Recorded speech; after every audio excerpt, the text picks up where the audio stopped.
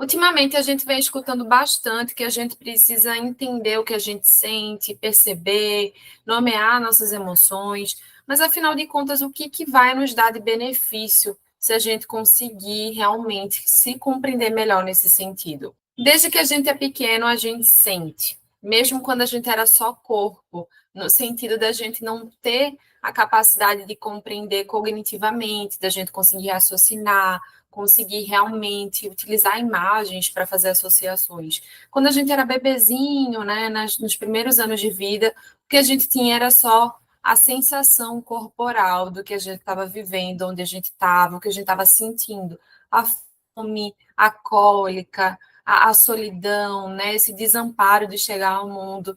E nesse momento a gente já sente, né, mesmo que a gente não consiga associar algo a isso, a uma palavra específica. A questão é que a maioria de nós não tivemos vivências favoráveis ao aprendizado, ao letramento, vamos colocar assim, das nossas emoções, daquilo que a gente sentia no corpo e não sabia muito bem o que era aquilo e a gente não sabia nomear, mas a gente não teve muita oportunidade de entender muito bem, de compreender e de dar espaço para essas emoções que vai existir para todo mundo, inevitavelmente. E muito provavelmente você já escutou ou conhece alguém que escutou na sua infância, juventude, para engolir o choro, né? Não entendo por que você está chorando, por que você está triste, você tem tudo, né? Que todo mundo gostaria de ter. Não faz birra, não fala desse jeito, que isso não é coisa de homem. Ter medo é coisa de marica. A gente vai aprendendo que manifestar raiva é a mesma coisa de manifestar violência, agressividade.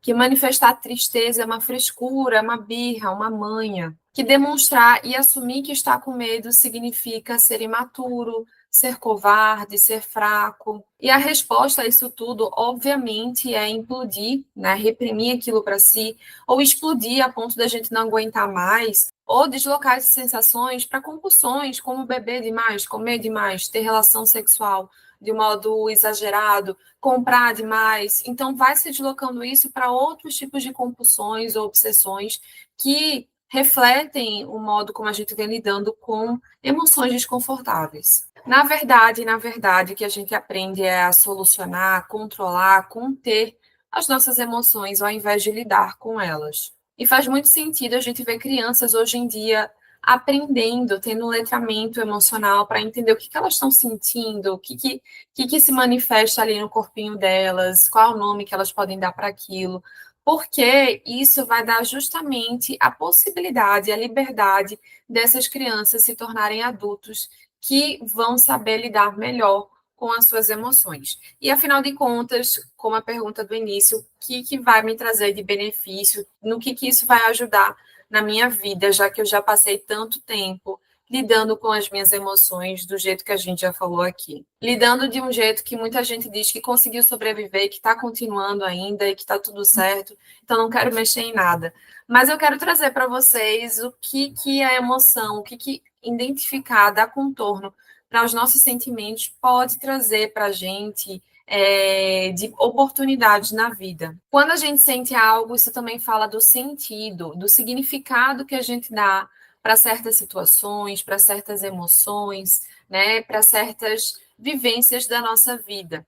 E isso também tem tudo a ver com a nossa linguagem, de como a gente aprendeu a relacionar esse sentimento, essa sensação corporal, a os nomes que a gente dá hoje em dia ou às sensações que nos trazem esses sentimentos. Quando a gente passa a se observar mais e a entender o que está se passando no nosso corpo, como, por exemplo, um calafrio na barriga, uma tensão aqui no pescoço, um nó na garganta, um formigamento, a gente também consegue entender o que está acontecendo ali. Será que é uma raiva? Será que é um medo? Será que é uma preocupação? Será que é uma angústia? Então, a gente começando a nomear isso, a gente vai poder ter repertório para entender como a gente quer lidar com aquela situação. Se a gente não percebe, se a gente não identifica, a gente não vai ter a liberdade de decidir-se sobre aquela situação. E a tendência é que a gente fique num lugar irrefletido, que a gente que a gente se comporte de uma forma mais impulsiva, né, que a gente se descontrole, que a gente faça coisas que muito provavelmente a gente se arrepende depois. E aí eu vou entender como a minha história influenciou nos significados que eu dei para as minhas emoções.